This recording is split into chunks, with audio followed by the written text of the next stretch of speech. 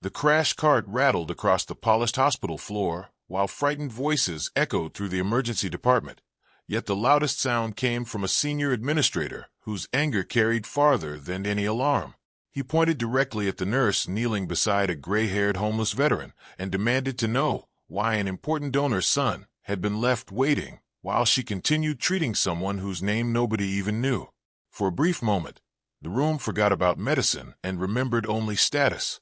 Every pair of eyes settled on Hannah Hayes, as though she had committed an unforgivable offense, simply by refusing to let go of the patient whose pulse weakened beneath her fingertips.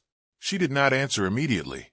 Instead, she pressed 2 fingers gently against the man's wrist, watched the monitor climb by a single reassuring beat, and quietly instructed another nurse to prepare another unit of blood. Her voice never rose. Her breathing never changed. It was the same calm rhythm she carried through every impossible shift, the rhythm many younger nurses secretly depended upon whenever chaos swallowed the emergency room. The administrator stepped closer, his polished shoes stopping only inches from the stretcher. His expensive suit looked strangely out of place beside stained scrubs and exhausted doctors. He repeated the order more sharply this time. "Move this patient. The donor's family is waiting." Hannah finally looked up. There was no anger in her expression, only quiet certainty. She explained that the veteran had lost too much blood, and moving him before stabilization could kill him. The donor's son, though injured, remained conscious, breathing comfortably, and had already been assessed as stable. Medical need came before influence. It always had. It always would. The administrator laughed without humor. Around him, several employees lowered their eyes. Everyone knew the hospital depended heavily on wealthy benefactors. Everyone knew careers could disappear over a single disagreement. One resident physician shifted nervously, clearly wanting to support Hannah, but fearing the consequences. Another nurse bit her lip, pretending to organize supplies, while silently hoping someone else would intervene. No one did. Hannah returned her attention to the patient. His weathered hands told stories long before anyone learned his name. Old scars crossed his knuckles. A faded military tattoo disappeared beneath wrinkled skin. His jacket had been folded neatly beside the bed, revealing careful stitching where tears had been repaired again and again instead of replaced. Most people walking through the emergency entrance had barely glanced at him. Hannah had noticed every detail within seconds. She always noticed details. She remembered shoes, watches, wedding rings, nervous habits, hidden injuries, the smell of gunpowder lingering on jackets, the weight distribution in someone's footsteps, and the tiny hesitation before people answered difficult questions. Some called it experience.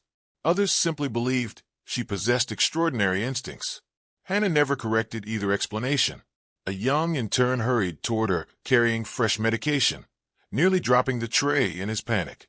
Before anything fell, Hannah caught the syringe without looking away from the patient. Her hand moved with astonishing speed, almost as though she had anticipated the accident several seconds before it happened. The intern blinked in surprise. She simply thanked him, checked the label, and continued working. Across the room, 2 surgeons exchanged brief glances. One whispered that Hannah had done something similar during a building evacuation months earlier, predicting exactly where a frightened child would run before anyone else noticed. Another recalled how she once directed staff through a power outage with such precision that visiting paramedics assumed she had military disaster training. Rumors had quietly followed her for years, but she never discussed her past beyond saying she had worked in difficult places. Difficult places could mean anything. The administrator's patience finally collapsed. He announced loudly enough for patients and visitors to hear that Hannah was suspended pending review for insubordination. Gasps spread through the waiting area. A volunteer pushing an elderly woman in a wheelchair froze in place. Even the security officer, standing near the entrance, looked uncomfortable. Hannah neither argued nor defended herself.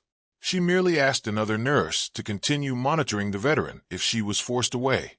Her greatest concern remained the man on the stretcher, not her own future. That puzzled everyone watching. Most people fought hardest when their reputation was threatened. Hannah seemed strangely willing to lose everything except the chance to save one stranger. The veteran suddenly opened his eyes for only a heartbeat. His confused gaze settled on Hannah's face before he whispered something too weak for anyone else to hear. She leaned closer. "Thank you, Captain." The words barely escaped his lips before unconsciousness reclaimed him. Hannah's expression changed so subtly that almost nobody noticed. Almost. One elderly janitor standing nearby paused with his mop halfway across the floor. He had spent decades watching people during their most honest moments. He recognized surprise hidden beneath discipline. Hannah gently squeezed the veteran's hand once before continuing treatment without acknowledging what he had called her. The administrator, believing he had finally established authority, instructed hospital security to escort Hannah away from the emergency department immediately. Security hesitated. Every guard in the building knew her. She remembered their children's names, brought coffee during overnight shifts, and once stayed hours after work comforting the family of a guard injured in an accident. None of them wanted to place a hand on her shoulder. Before anyone moved, the hospital's automatic entrance doors slid open with mechanical precision. Two men in dark suits entered together. They did not rush. They did not scan the room with panic. Their movements carried practiced awareness. One quietly observed every hallway before continuing forward. The other held a leather identification wallet already open in his hand. Conversations faded one by one until only the beeping monitors remained. The taller agent approached the reception desk with polite professionalism and displayed his credentials. His voice remained calm enough that only those nearest could hear the first sentence. "We are looking for Captain Hannah Hayes." The receptionist frowned politely. She apologized and explained there was no doctor or administrator by that name employed at the hospital. The second agent glanced slowly across the emergency department. His eyes stopped almost immediately on Hannah, who had just finished adjusting the veteran's oxygen mask. Something resembling relief crossed his face.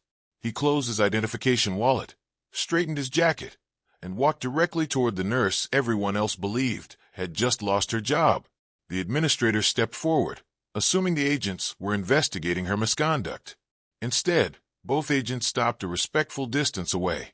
Without hesitation, each offered a small nod usually reserved for someone whose rank had once carried unquestioned authority. Then, in a voice quiet enough to command complete silence from everyone listening, the taller agent spoke words that turned the entire emergency department motionless. "Captain Hayes, we've been searching for you for 3 years. We need your help." The emergency department remained suspended in stunned silence long after the words settled into the room.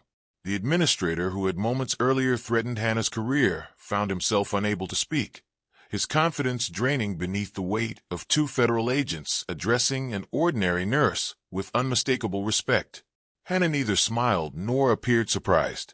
She finished securing the veteran's intravenous line, checked the cardiac monitor one final time, and quietly instructed the attending physician on the patient's medication schedule before stepping away from the bedside. Her priorities had not changed simply because unexpected visitors had arrived. The agents waited without impatience. They did not interrupt her work or attempt to hurry her. That small courtesy revealed more than their credentials ever could. They understood exactly who she was. As Hannah removed her gloves and washed her hands beneath cold running water, memories she had spent years burying threatened to surface with every drop that disappeared into the drain. She dried her hands carefully, folded the towel with habitual precision, and turned toward the agents with the same calm expression that had carried wounded strangers through countless nights inside the hospital. "If this cannot wait," she said quietly, "someone else will have to cover my patients." One of the younger nurses immediately stepped forward before anyone asked. Another volunteered to stay beyond the end of her shift. A resident physician who had never once questioned Hannah's judgment nodded firmly and promised the veteran would not be left alone. Only then did Hannah follow the agents down the corridor. Behind her, whispers erupted almost instantly. "Captain, military, FBI." Nobody seemed able to fit those words together with the quiet woman who brought homemade soup for grieving families and remembered every janitor's birthday. The hospital suddenly felt unfamiliar, as though everyone had been walking beside a remarkable story without ever realizing they were part of it. They entered a small conference room tucked away from the emergency department, a place usually reserved for difficult family conversations and administrative meetings. One of the agents closed the door softly rather than dramatically. No guards waited outside. No weapons were displayed. The atmosphere felt less like an interrogation and more like a meeting between professionals who shared an old burden. Hannah remained standing. Old habits refused to disappear. The taller agent introduced himself as Special Agent Daniel Mercer. His partner, Rebecca Collins, offered a respectful handshake that Hannah accepted with quiet restraint. Mercer placed a weathered military folder on the table, but made no move to open it. "We hoped we'd never have to ask this of you," he admitted. Hannah answered with a faint, weary smile that barely touched her eyes. "Hope has disappointed stronger people than us." Collins studied Hannah for a long moment before speaking. "It's good to see you're still exactly the person they described." Hannah tilted her head slightly. "Who described me?" Collins answered with only 3 words. "The people you saved." The room grew still. Not awkwardly still, but reverently so. Silence settled like dust over old memories. Hannah looked toward the window, where rain had begun tapping gently against the glass. For several seconds she said nothing at all. That silence carried more emotion than any speech could have held. Finally she took a slow breath. Most of them should never have needed saving. Mercer opened a folder at last. Inside rested faded photographs, handwritten mission reports, and a captain's insignia carefully preserved beneath transparent plastic. There was also a commendation bearing Hannah's full name, Captain Hannah Elizabeth Hayes, United States Army Medical Corps. The edges had yellowed with time. Hannah looked at the insignia only briefly before looking away. She had not worn those silver bars in more than 15 years. Collins spoke softly, almost apologetically. "Your official record says you retired for personal reasons after Operation Silent Crossing. The classified files tell a different story." Hannah's expression remained unreadable. "Classified files often do." Mercer nodded. "Operation Silent Crossing never officially happened. Neither did the evacuation of 83 civilians, trapped between 2 advancing militias. Neither did the field hospital built in 26 hours under artillery fire. Neither did the helicopter flight that made every military academy rewrite its emergency extraction procedures." Hannah listened without interruption. Every sentence felt less like praise and more like reopening an old wound. The medals had never mattered. The faces had. She still remembered frightened children clinging to exhausted soldiers. She remembered mothers refusing pain medication because they wanted every dose given to someone younger. She remembered carrying patients whose names she never learned. Those memories never stopped visiting. They simply learned to arrive more quietly. Mercer slid another photograph across the table. It showed a much younger Hannah, standing beside a battered evacuation helicopter. Her uniform was covered in dust. One sleeve had been torn open. Yet she was smiling because the children behind her were smiling too. The aircraft itself looked barely capable of remaining in the air. Hannah stared at the picture longer than she expected. She remembered that day.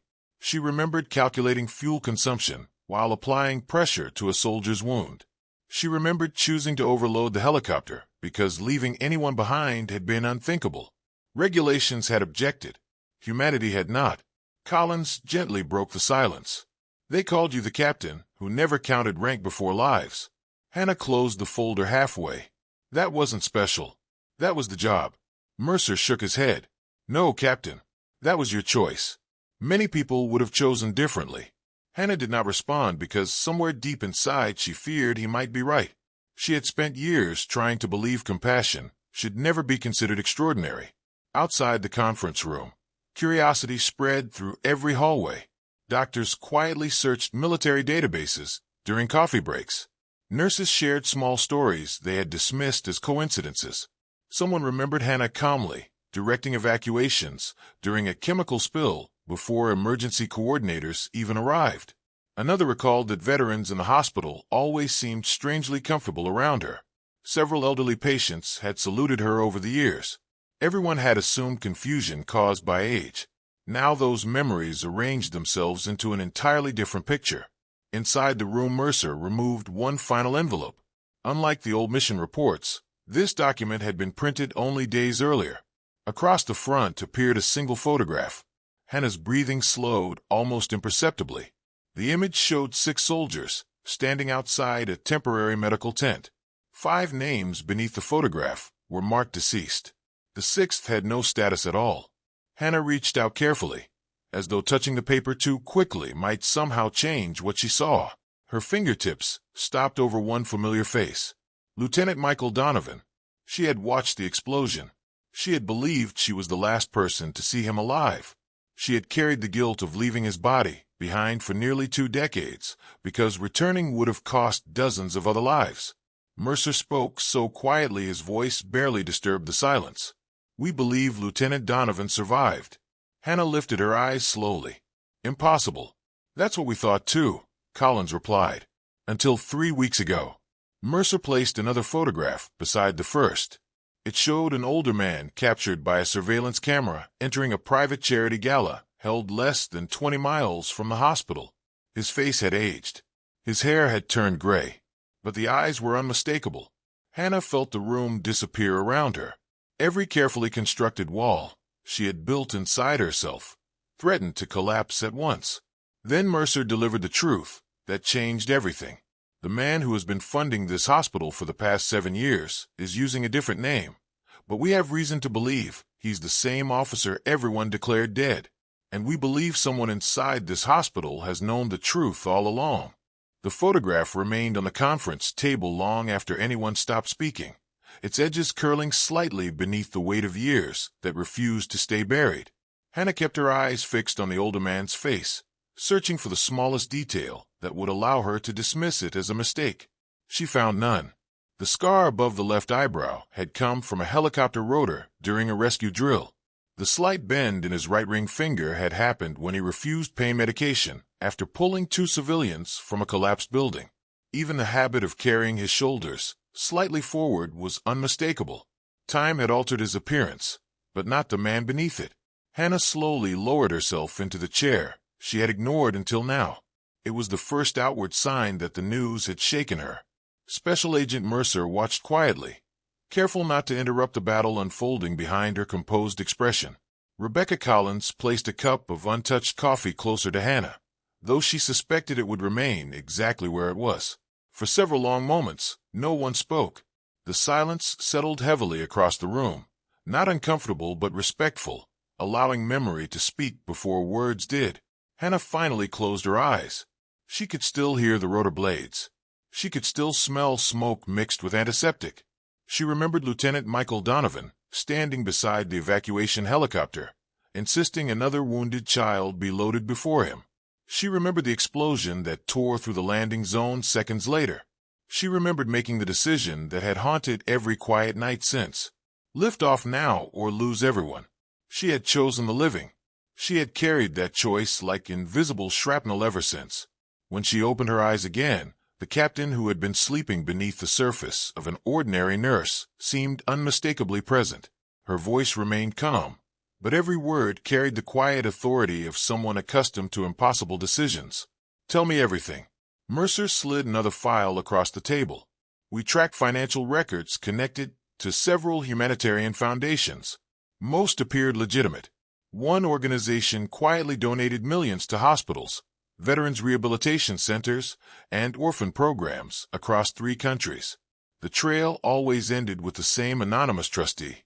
2 weeks ago, facial recognition matched that trustee to Michael Donovan with 98% confidence." Hannah absorbed the information without interruption. Collins continued, "We didn't approach him immediately because someone inside the network warned him before our surveillance teams moved. Whoever leaked the investigation has access to protected information." Hannah frowned slightly. "You think the leak came from this hospital?" Mercer nodded. "We know it did. The charity has funded new wings, trauma equipment, and emergency scholarships here for years. Someone with senior access has been quietly redirecting information whenever federal investigators came too close." Hannah's eyes drifted toward the rain beyond the conference room window.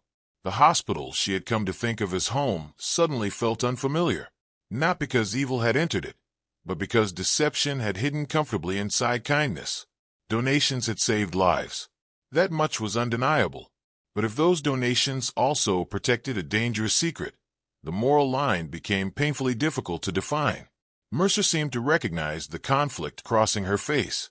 We aren't here to destroy a hospital that helps people. We're here because someone connected to your past is still running from something powerful enough to remain hidden for 18 years. Hannah folded her hands together. Michael never ran from fear. If he's hiding, he's protecting someone. Collins exchanged a quick glance with Mercer. That possibility had crossed their minds as well. Outside the conference room, the atmosphere inside the hospital continued changing by the minute.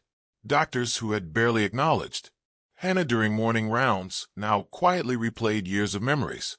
The chief trauma surgeon remembered arriving late during a mass casualty incident only to discover Hannah had already organized treatment priorities with remarkable precision. Another physician recalled asking where she had learned advanced battlefield wound management. Hannah had simply smiled and answered that experience was an unforgiving teacher. Even the skeptical administrator found himself staring through his office window toward the emergency department. Every conversation he had ever dismissed with Hannah returned one by one. Every recommendation she had made during disaster drills had later proven correct. Every difficult patient she defended had eventually revealed circumstances no one else had noticed. Shame arrived slowly, then all at once.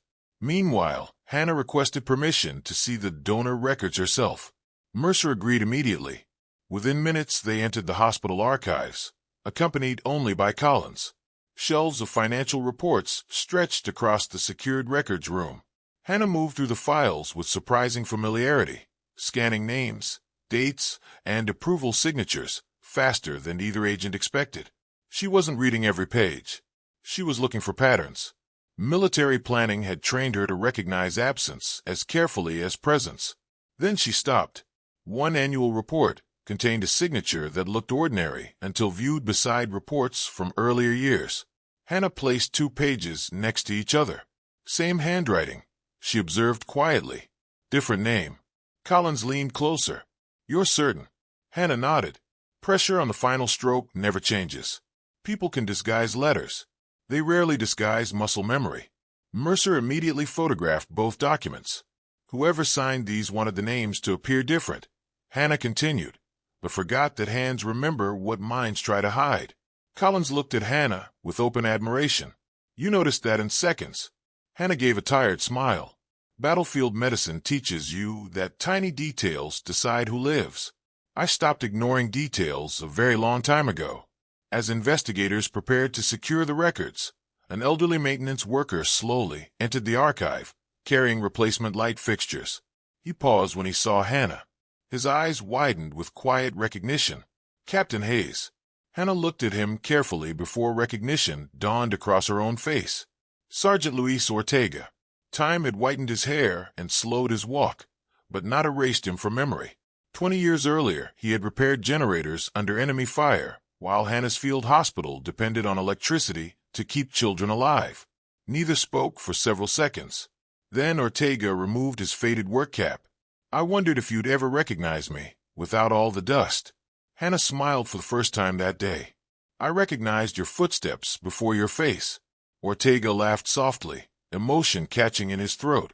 Some habits never leave soldiers. Mercer immediately realized Ortega represented another missing piece. The former sergeant quietly admitted he had worked at the hospital for almost 12 years after retiring. He had recognized Michael Donovan the first day the mysterious donor visited, but had remained silent because Donovan begged him to protect innocent families connected to an unfinished operation. Ortega believed he was preventing another war. Instead, he had unknowingly allowed a far more dangerous deception to continue. The revelation settled over everyone with painful clarity. Then Ortega whispered something that made the entire investigation shift direction. Michael isn't hiding from the government. He's hiding from the man who betrayed our unit. Hannah's expression hardened almost imperceptibly. There had been rumors during the final weeks overseas. Supplies disappearing. Civilian evacuation routes somehow reaching hostile forces. She had suspected someone high enough to access classified movement schedules, but the investigation ended when the mission itself vanished into secrecy. Mercer leaned forward. Do you know who it was? Ortega nodded once, his face drained of color. Before he could answer, every light inside the archive flickered. Emergency power failed for exactly 2 seconds. When the lights returned, One shelf near the back of the room stood open, its lock hanging broken. The confidential personnel file they had come to retrieve had vanished. Hannah looked toward the still-swaying archive door and quietly said the words that made every person in the room realize the danger had already reached the hospital. We're no longer investigating the past. The past has been waiting for us. The broken archive lock swung gently as though someone had left only seconds earlier, and for a brief moment every person in the room listened to the silence instead of the alarms that should have followed a security breach. Hannah did not chase the missing intruder. She studied the floor instead. One set of wet footprints crossed the polished tiles before disappearing toward the older wing of the hospital. Another detail caught her attention immediately. Whoever had taken the personnel file had avoided stepping on the freshly mopped section near the entrance, suggesting they already knew the maintenance schedule. This was not an outsider improvising an escape. It was someone who understood the hospital almost as well as the people who worked there. Special Agent Mercer reached for his radio, ordering discreet security rather than a public lockdown. Panic inside a hospital could become as dangerous as any criminal. Rebecca Collins quickly coordinated with federal officers arriving outside, instructing them to seal exits without disrupting patient care. Hannah listened, then quietly shook her head. If Michael Donovan truly feared the man who betrayed their unit, forcing every exit closed would only corner innocent people. The traitor had already demonstrated patience over nearly 2 decades. Someone capable of waiting that long would not hesitate to create chaos if escape became impossible. Mercer hesitated for only a second before lowering the radio. He had spent years trusting evidence. In the past hour, he had learned to trust Hannah's instincts as well. Together they moved toward the hospital chapel, an old room tucked beside the rehabilitation wing where frightened families often found a few moments of peace. Hannah had noticed the footprints pointed in that direction before disappearing on dry flooring. The chapel remained nearly empty except for one elderly man seated alone in the last pew. He appeared calm, hands folded around a wooden rosary, dressed in an immaculate gray suit that blended easily with dozens of generous donors who visited the hospital every year. At first glance, nothing about him invited suspicion. Then Hannah recognized the way he watched reflections instead of directly watching people. She had seen the habit before in intelligence officers who preferred mirrors to eye contact. The elderly man slowly stood as Hannah approached. His expression softened with something that looked almost like relief. "You're still reading rooms before entering them," he said quietly. Hannah stopped several feet away. "I learned that from watching you." Mercer and Collins immediately understood. This was neither Michael Donovan nor an innocent benefactor. This was the man who had remained hidden behind decades of respectable appearances. His name was Richard Voss, once a senior logistics commander whose access to classified evacuation routes had made him indispensable during overseas operations.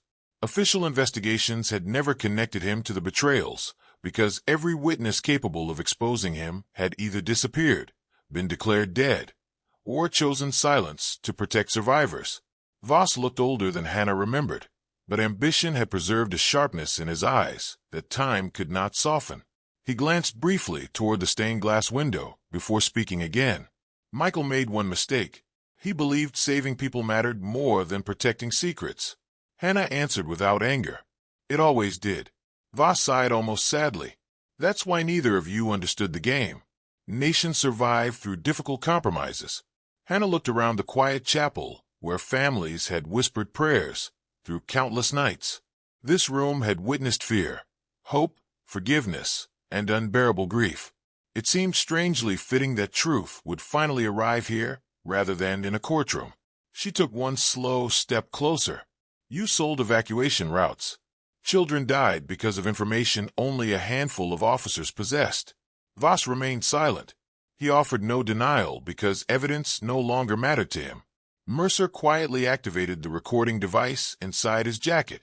Collins positioned herself without drawing attention, allowing the conversation to continue naturally.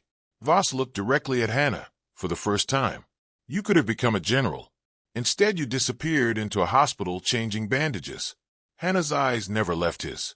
"You still measure success by rank. I started measuring it by lives a long time ago." The words lingered in the chapel like a prayer. Even Voss seemed unable to answer immediately.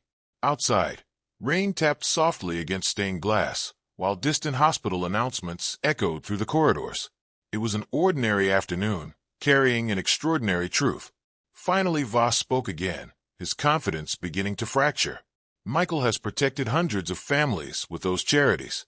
If I'm exposed, every foundation collapses. Every clinic closes. Every child, depending on those programs, suffers. Hannah understood the cruelty hidden inside the argument. Evil had wrapped itself around genuine kindness until separating them threatened innocent people. That was the real moral test. Not whether Voss deserved justice, but whether justice could be delivered without destroying the people his deception had indirectly helped. Hannah turned toward Mercer. Freeze every account directly controlled by Voss. Leave the hospitals, shelters, and rehabilitation centers operating under federal trusteeship until independent management is established. Collins looked at Mercer in surprise. That's legally possible, she whispered. Mercer nodded slowly. Complicated, but possible. Hannah faced Voss once more. You don't get to use hungry children as hostages against the truth. Compassion isn't yours to bargain with. For the first time, the old commander's shoulders slumped beneath the weight of defeat. Federal agents quietly entered the chapel from two side doors. No shouting followed. No dramatic struggle interrupted the moment. Voss surrendered without resistance because somewhere deep inside he had understood this day would eventually arrive. As officers escorted him away, another figure stepped through the entrance. Michael Donovan stood silently beneath the chapel doorway, older, thinner, his hair completely gray, yet carrying the same steady eyes Hannah remembered from the battlefield. Neither of them moved for several seconds. 18 years of unanswered questions dissolved into quiet understanding. Michael spoke first. I'm sorry I let you believe I died. Hannah's eyes glistened, though her voice remained steady. I'm sorry I had to leave without you. Michael smiled gently. You left with 83 civilians. I call that the right decision every time. No medal had ever eased Hannah's guilt. Those simple words finally did. Mercer approached respectfully, promising that Michael would receive protection while investigators dismantled the remaining network. Michael agreed on one condition. The charities helping veterans and children must survive, even if his name disappeared from every building. Hannah smiled faintly. That's the first order you've given in 20 years. That still sounds like you. News spread through the hospital by evening. Staff members gathered quietly outside the emergency department as Hannah returned wearing the same simple nursing scrubs she had worn that morning. The administrator stepped forward, his face marked by genuine remorse rather than embarrassment. Before everyone, he apologized without excuse or qualification. Hannah accepted with the same grace she had shown frightened patients for years. Holding resentment would have healed nothing. Several younger nurses looked at her with open admiration, but Hannah simply collected a fresh patient chart and asked who needed help next. Word of the investigation eventually reached newspapers and government offices. Commendations were offered. Ceremonies were proposed. Hannah declined nearly all of them.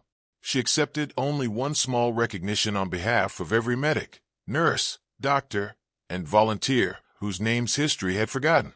When a reporter later asked why she returned to bedside nursing after everything she had survived, Hannah answered with words that people would remember long after headlines faded. The strongest people are often the ones who no longer need anyone to know how strong they are. Years later, visitors entering the hospital would occasionally notice a modest photograph hanging quietly near the emergency department. It showed a nurse holding the hand of an elderly veteran whose name most people never learned. Beneath it rested a single engraved sentence: "Every life deserves the same chance to be saved." Hannah never asked for the photograph to be displayed, but she never requested its removal either. She understood that stories sometimes belonged not to the people who lived them, but to those who needed to hear them. And on every ordinary morning that followed, she walked the same familiar hallways, greeted patients by name, comforted frightened families, and quietly reminded everyone around her that true heroes rarely announce themselves before they choose to serve. If this story stayed with you, perhaps the next time you meet someone whose kindness seems ordinary, you'll remember that the greatest courage is often hidden behind the simplest uniform.